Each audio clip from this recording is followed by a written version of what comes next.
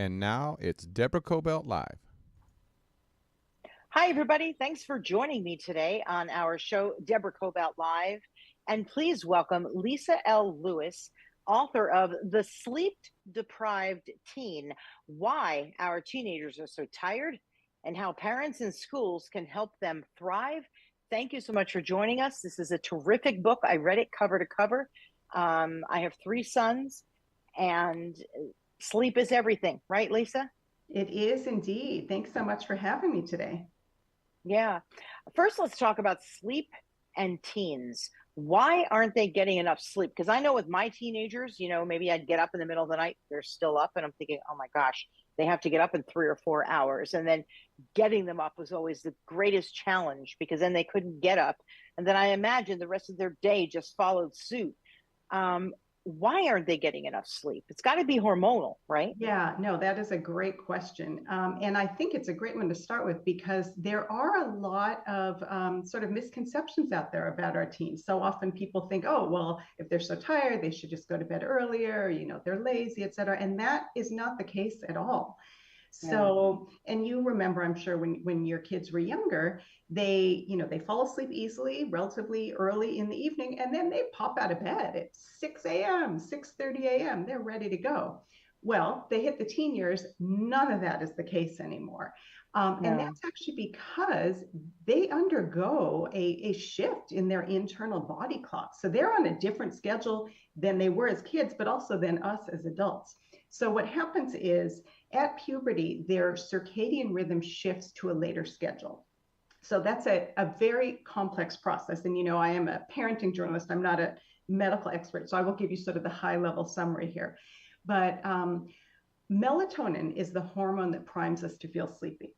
So that begins to be released later in the evening once our kids hit puberty, and it doesn't subside until later in the morning. So they're no longer feeling sleepy at 8 o'clock or 9 o'clock or even 10 o'clock. It's really more like 11 o'clock when they're finally primed to feel sleepy enough to go to bed. And then, of course, we know, just having had teens, I too, know 11 o'clock is not always when they are indeed hitting the pillow because of everything else they have going on.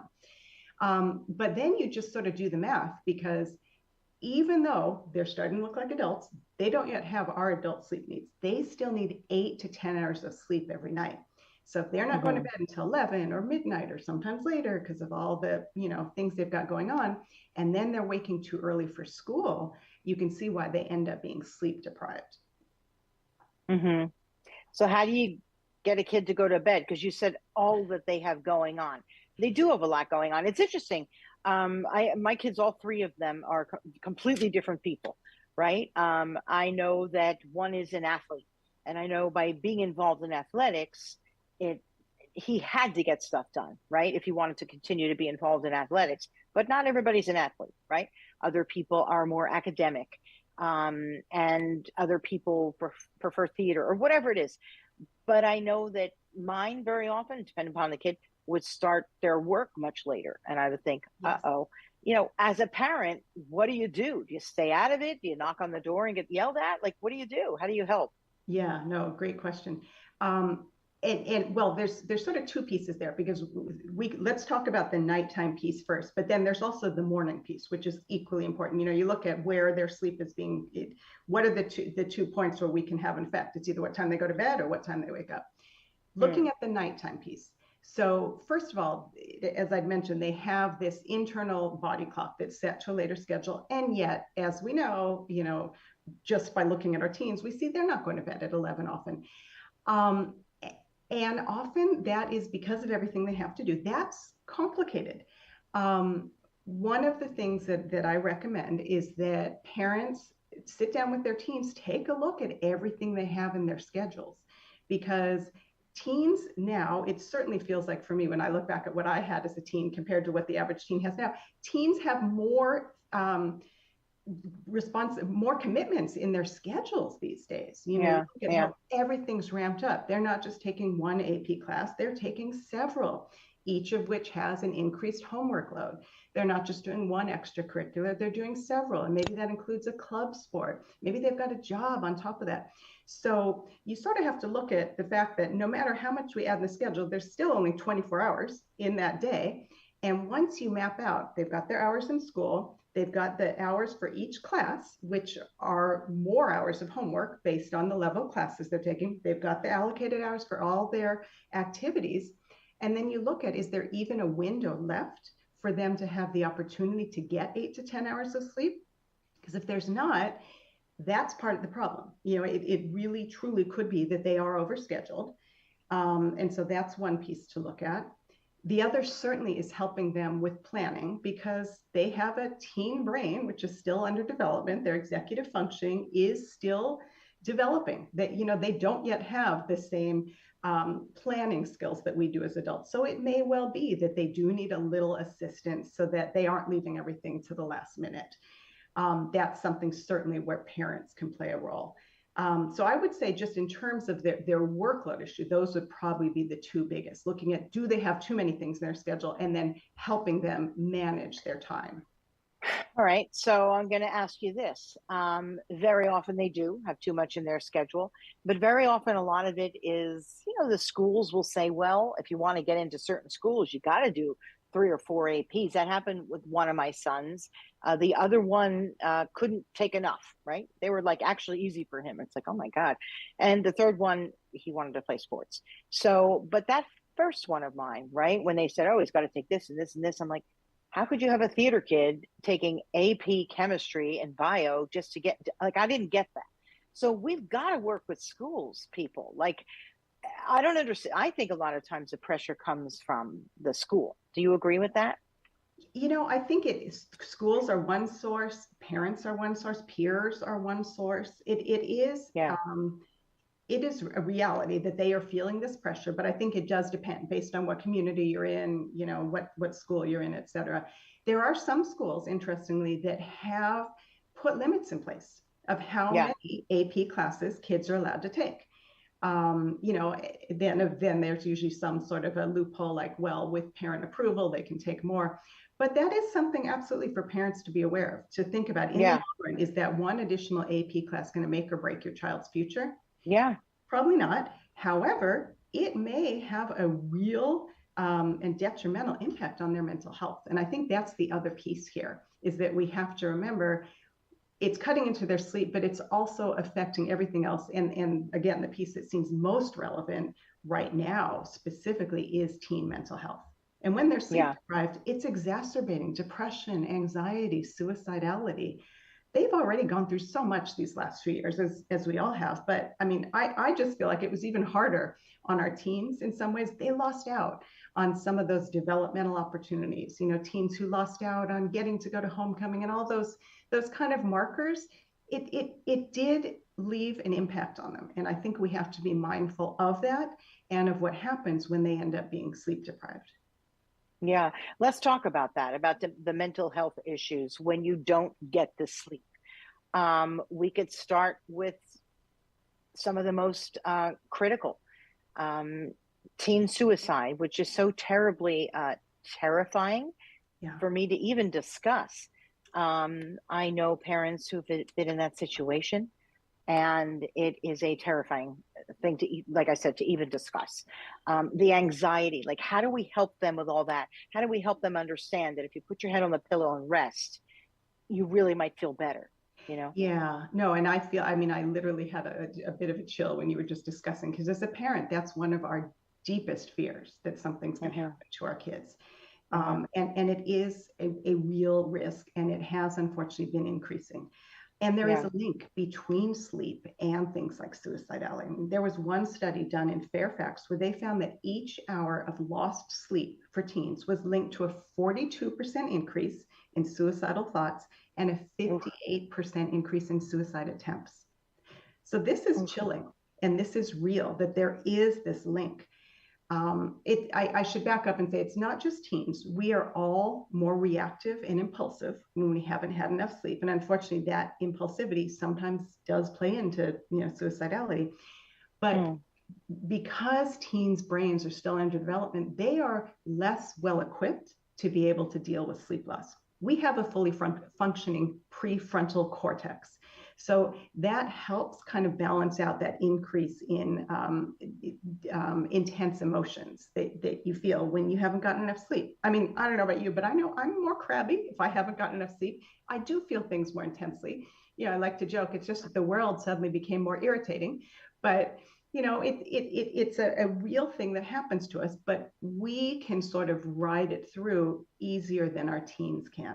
So that's a big, big piece of it, is just recognizing that getting enough sleep essentially provides an emotional buffer and does help them when we're talking about things like these mental health issues. I guess my next question is, you talked about, brain development. Like, what are the different levels, especially with a young teen versus a young adult who's in college?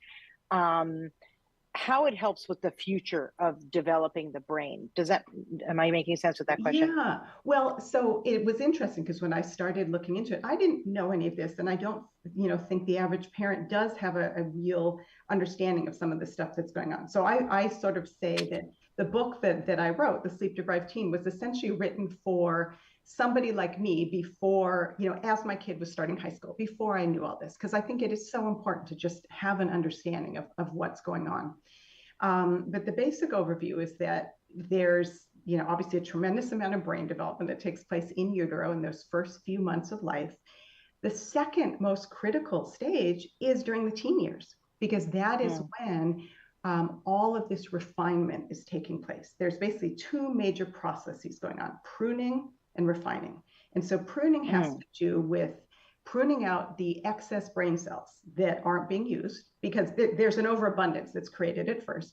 But pruning out the ones that aren't being used lets the ones that are work more effectively. And then refining, it's connectivity. So it's connectivity between the brain cells and also between the brain regions. So that process is taking place over a number of years, beginning in adolescence. It actually isn't complete until early adulthood, which is why even, a college student, they're certainly vastly more mature and thoughtful than they were at, say, age 14, but they're still not quite there yet, because it does take many years.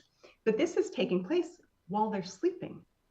So that sort of helps kind of underscore why teen sleep is so important and why they need more sleep than we do as adults. Up until age 18, they do need 8 to 10 hours. After that, it's 7 to 9 hours, like us as adults. So what do we do with early start times in school? I know California has done its job getting the school time to start a little later. Can we talk about that? Yes, a topic near and dear to my heart. So we're both here in California. This is actually what propelled me into this issue. It's going on 8 years now, because for me, it really all came to the forefront when my oldest, my son, was entering high school. And at that point, in 2015, our local high school started at 7:30 in the morning, which is incredibly early. And it was the earliest he had to go to school all the way through school, which is actually very much in keeping with the default schedules many school districts in California had in place, and throughout the country still have in place, because it's interesting. It's not driven by the kids' sleep needs or academic needs. It's driven by the bus schedule. So you have these communities where they're using one fleet of buses, and for budget reasons, they've decided, we'll just use one set of buses for the pickups, the drop-offs and the pickups. And so when they first put these schedules in place, this information about the teen shift in the circadian rhythm that I was talking about, the fact that teens actually naturally are better off waking later and going to school later, that wasn't widely known. So instead, the default was often, oh, well, they're older, so they should probably be able to handle it better. So let's put them in the earliest slot, and then we'll do middle school, and then we'll do elementary. And if anything, it should be flip-flopped, which we now know. But these schedules, which I call legacy schedules, in so many communities have just endured. So that's the case where I live in Southern California. High school started at 7:30. Quickly became obvious in my household this was not working very well. As a parent and as a parenting journalist, of course, I start looking into the issue. and quickly realized that our start time was too early based on the research that existed. What was interesting too was this was 2015. The previous year, 2014, was when the American Academy of Pediatrics had released a very influential policy statement recommending that middle and high school start no earlier than 8:30 because of the effect that these start times have on teen sleep and all of the ramifications when our teens are sleep deprived. So I got involved, started writing about this. One of the articles I wrote, which was an op-ed that ran in the Los Angeles Times, happened to be read by one of our California state senators, Anthony Portantino, whose district is in Los Angeles. He read it in the paper. He had at the time a high schooler of his own, so this was an issue that resonated with him, ended up introducing the bill in California. I got swept up in that whole journey. It took 2.5 years from the time that first bill was introduced to the time it was finally signed into law, then another 3 years implementation window. So that finally went into effect July of 2022. So for this past school year, and was the first law of its kind in the entire country to say, no, there is a point at which this is too early. Yeah, but you had so much to do with that. Yes, Lisa, you did. I have to say, it sort of snowballed. I certainly did not know when I got involved it was going to evolve the way it did, to be fair. But I was, I sort of went along for the ride. I ended up testifying in Sacramento and, at some of these meetings, meeting so many of these leading sleep researchers around the country. And really, it was as a result of that whole process that I ended up writing my book, The Sleep Deprived Teen. But it was a journey. The first, getting through, I have to say, this was my first involvement in politics and seeing how that all works. But the number of committee meetings and hearings, and first it has to go through one side, then it has to go through the other side, then it goes to the governor's desk. First time around, at that point, it was still Governor Brown. He vetoed it. So it had to start all over again, going all the way through the hearings and the votes. Then got all the way again through the process. At that point, it was Governor Gavin Newsom. He is the one who signed it into law in the fall of 2019. But then the 3-year implementation window to give districts and communities and families enough time to prepare. So it didn't happen in time for my son. As I mentioned, he's the reason why I initially got involved. It did happen in time for my daughter. And of course, the 3 million plus kids in California who are in public middle and high schools. Yeah, I can only hope that the rest of the country will follow suit. I know there's other states that have also taken notice, but we can thank you, Lisa, for this. That's a big deal. That's a really big deal. Thank All you. those kids out there, that's a big one right there. Aside from the fact that you've written this incredible book, gosh, we really owe you, quite a bit of gratitude goes your way. So thanks for that. Thank you. Although I do have to just, of course, mention that, I ended up being the spark for this law by writing this, but all of this research, it dates back to the late 1970s, this research on teen sleep. And so this body of research had been building for some time. In some ways, it was a matter of timing, because as I mentioned, the AAP statement had just come out, which was so influential. And also, it just so happened August of 2015, which is when I got involved, which was when our school year here started. There also was another report that came out from the CDC on school start times. So it was all also a matter of everything sort of coming together at the right time. But California, we are often a bellwether for other states. There are other states that have laws in active legislation pending, states like New Jersey and New York. And I should mention, in fact, Florida did sign this into law recently. They've got a 3-year implementation window. So that won't go into effect until 2026. So again, we are still the only state that has a law in effect right now saying, what time is too early for schools to start. Gosh, if you were to ask my kids, they would say 11 in the morning. Would that be okay? Should the school day be shortened? Because I often think I remember going to school, it's like 8 hours, and it's just a long time to go from period to period to period. And then you get a whole pile of homework. And then if you have extracurricular, I once had an educator said to me, keep them busy, they stay out of trouble. And I think, well, maybe, but you keep them busy, and I don't even know where they could find their own thoughts. Do you know what I mean? Is a school Yeah. day too long? Do you think it's too long? Yeah, that's an interesting question. I'm not an educator. I do know, though, we have certain regulations in terms of the number of instructional minutes. So I believe Mm, that that's governing the school day. But the point about keeping them busy is actually a valid point.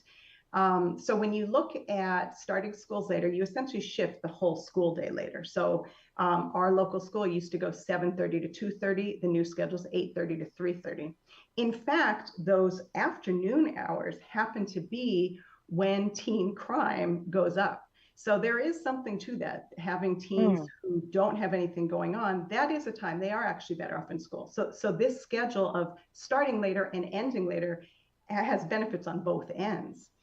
So the instructional pieces I mentioned, I know there are certain instructional minutes we have to hit. I think, though, what it really gets to is getting back to homework loads, getting back to extracurriculars, athletics, the amount of time they practice, which I know, I was a sports parent. My kid played football all through high school. However, we never had any illusions this was going to be his future. And I think for any sport you can think of in high school, the number of kids who are going to go pro from that is a very, very tiny percentage. So, putting all the time, I will just tell you personally, putting all the time into the practice instead of to sleep and to the academics, to me, feels like kind of having your priorities in the wrong place. hmm. Um, is there a difference between boys and girls and how much sleep, boys and girls need? Yeah, that's interesting. The amount of sleep is the same. There are differences, though, in terms of sleep issues. And so this is huge because I have a whole chapter in my book actually called Not All Yeah. Teens Sleep the Same, because the fact is there are differences. Um, and again, this is a complex topic when you look at the architecture of sleep and the kind of differences. In fact, um, in terms of like slow wave sleep and things like that, there are differences. But the things that tend to impact sleep are more noticeable if you are a biological female. And I say that because it has to do with hormones, it has to do with menstruation. Girls, once they start menstruating, which in the US, about half of all girls have gotten their period by age 12. So just to, put it in perspective, this is something that, as we know, is happening, on a monthly basis. But there are issues such as premenstrual syndrome, there's cramps, there's mood, all those things can impact sleep. So that absolutely is an issue for girls. The other thing, which I was sort of disappointed to find, but I certainly know it seems true for me, up until puberty, boys and girls roughly sleep the same. But at puberty, you start to see differences where girls and women have higher levels of insomnia and take longer to fall asleep. And I can just say anecdotally, I know that to be true. And it is a sad truth that, girls and women are more prone to that. So again, when you talk about sleep, these are complicating factors for our girls. Hmm. Anything else you'd like our audience to know? Because there's a lot of parents out there and they're thinking, gosh, my kid is always in a bad mood. Gosh, he or she yells at me when I ask a question. I get screamed at when they walk through the door. I knock on their bedroom door, and I just walk away. Because is there something that we should know as parents that we can do better in Oh helping my our goodness. kids? Well, I will say as a parent, certainly I do not think that I am, the ultimate parent who has figured it all out. Because yes, I think the nature of raising teens is they are going through so much in terms of the transformation. I almost think of it like, a little caterpillar that gets to go hide away while they're, morphing into a beautiful butterfly. Our teens are having to do that in public. I mean, you look at sort of the tremendous changes they're going through physically and socially and all that. It is such a hard time. And I think just sort of keeping that in mind and trying to have, empathy for them, even when they're prickly, and it is not always easy to do. Sleep, though, does help because sleep is a buffer for emotional resiliency. It certainly can make them more pleasant to be around. I think for us as adults, getting enough sleep, which is a huge issue for adults too, by the way, it's not just teens. Me. That's Well, me. But it's an I've issue. always, Yeah, I've always been like that. I was 5 years old and I'd be laying there awake. I'm like that as an adult, and I'm thinking, so that's why I've never had enough sleep in my life. So you're right. It's tough. But go ahead. Oh, I was just going to say that for us, as adults, doing our best to get enough sleep too, because it makes those interactions with our teens go that much more smoothly if both sides are well rested than if we're both, sleep deprived and crabby. And to your point, as an adult, I too have sleep issues. I will say I have become much more intentional about my sleep as a result of being immersed in this research over the last 8 years. And a lot of the guidance really is that I outline in the book is applicable for us as adults too. So for instance, having a wind down routine. This is something that was emphasized, right?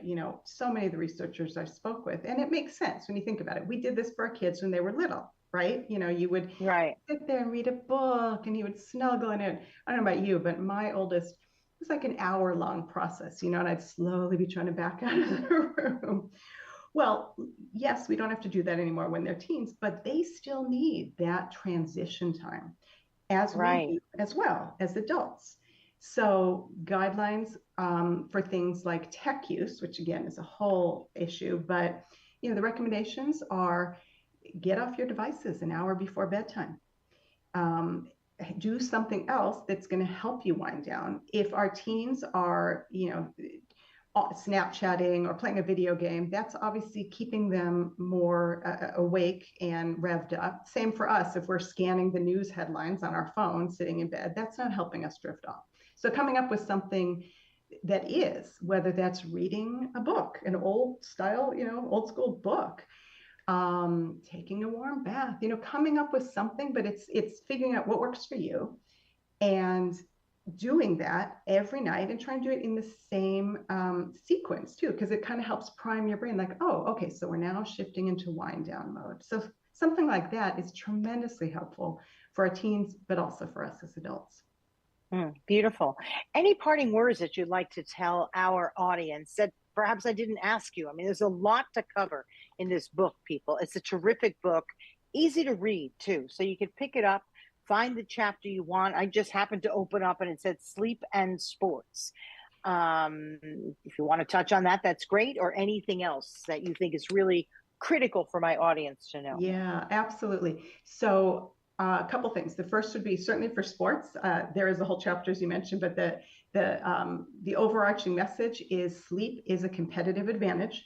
And there's a lot more info in there about that, but certainly if your kid is an athlete, that is something to be mindful of. I think the other piece I would mention is just back to tech. That in addition to ideally getting off of devices, an hour before bedtime, or as much ahead of bedtime as is feasible. Maybe it's only 30 minutes, but not being on them. Ideally, not having them in your room at night either. That is also a best practice. And so trying to sort of come up with what I would call family roles for tech. So you don't just tell your teen, oh, you better get off your device and go charge it in the kitchen. If we are doing, the opposite in our bedrooms, that doesn't work too well. So really then I guess the final message is to make sleep a family priority. So implementing these kind of common sense, best practices, not just for our teens, but for us as well, making it a priority so that we too are aiming to get enough sleep, 7 to 9 hours for us, setting, being a good role model, setting a good example for our teens, and, really doing our part to help them and to help ourselves so that neither side is sleep deprived and crabby. Yeah, no, you're right. It's critical, especially in today's time when everything is coming at us all at once. I sometimes think we need to go back centuries and just sort of see the way those who came before us, what they did. I get it. It wasn't as busy a world. I completely get that. But there's a lot we can learn if we go back and we practice certain mindfulness techniques to calm down. I know that you talk about that, what to do and how to do that, because they still work. They will always work. Stuff might get in the way, but as you said, a routine, that's really a lot. The discipline of a routine, those little words, right? Discipline, routine, they still matter, right? They do. And figuring out what to prioritize. ultimately, Right. because you know, at the end of the day, we do have these pressures on us, but we also have to prioritize them, you know, when we have competing things, and not letting sleep, you know, get lost in the shuffle. I think is so important. To prioritize sleep is absolutely essential for all these reasons: mental health, athletic performance, academic performance, driving safety. I mean, just across the board, nobody does anything better as a result of being sleep deprived. Yeah. Gosh, Lisa, thank you so much. This is a wonderful book. Please, people, pick it up. And it is fun to read. This belongs in the schools too, I have to say. Um, Please talk to your local schools about it. Perhaps Lisa can speak about it, right? That's very important. Schools have got to partner with us on this, obviously, about all of it, about encouraging kids to sleep, give them the tools on what to do starting later. So I hope that our schools can also get involved and get this book on the shelves and have the teachers read it. I think and administrators, that's important. Have you been finding that you're having more administrators and teachers interested in this topic and in reading this book? I have, and I continue to go out and speak to school communities. At this point, it's more so outside of California because we have, of course, you know, finally had our law go into effect. But the rest of the country, what's Yeah. happened thus far, other than, you know, the few states we talked about, is that changes have happened at the local level, you know, at a city level or a district level. And so it's really happened on a patchwork basis. The net result being that far too many schools are still starting too early. And when I do talk to, you know, I'm just starting to set up things for the next school year. And when I talk to administrators at those schools, and they mention that, yes, kids are sleep deprived, and yes, there are mental health issues as a result of that. So really, my goal is to, you know, keep spreading this message, Yeah. trying to help parents and schools, as you mentioned, and then recognizing too that this information is out there, but it isn't necessarily something that somebody has the bandwidth to go and research all on their own. I certainly didn't when I was going into it. And so I did want to try and condense it and help people understand, you know, all of this that we've touched on today. Thanks so much, Lisa L. Lewis, the Sleep Deprived Teen. I'd also like to thank our mutual friend, Greg Weissman. Greg and I worked at Fox 11 in Los Angeles as we're both reporters at the same time, and we've stayed in touch ever since. So I thought that was so great of him to recommend this. Thanks, Greg. I hope you're doing well. I hope you're up at Lake Arrowhead this weekend. He and I both have a little place up there, and it's always fun when he posts pictures about it. And I'm like, oh, wow, he was there. So anyway, I'd like to thank him very, very much for recommending this and recommending our interview. Yes, so, absolutely. Yeah, so everybody, we can find our interview with Lisa on YouTube, on Facebook, on Instagram, and then as an audio version, our show is on Apple Podcasts. We're on Amazon. We are on iHeartRadio, and just about anywhere that you get your podcasts, audio or video. Just put in Deborah Kobylt Live, and you'll find our interview with Lisa L. Lewis. So thank you again for tuning in. Thank you, Lisa, for taking the time and writing this book. And gosh, we'd love your comments. So I look forward to hearing from you. Thanks so much, Deborah. So lovely to talk with you about it. Absolutely. Thanks, everybody, and see you next time. Bye-bye.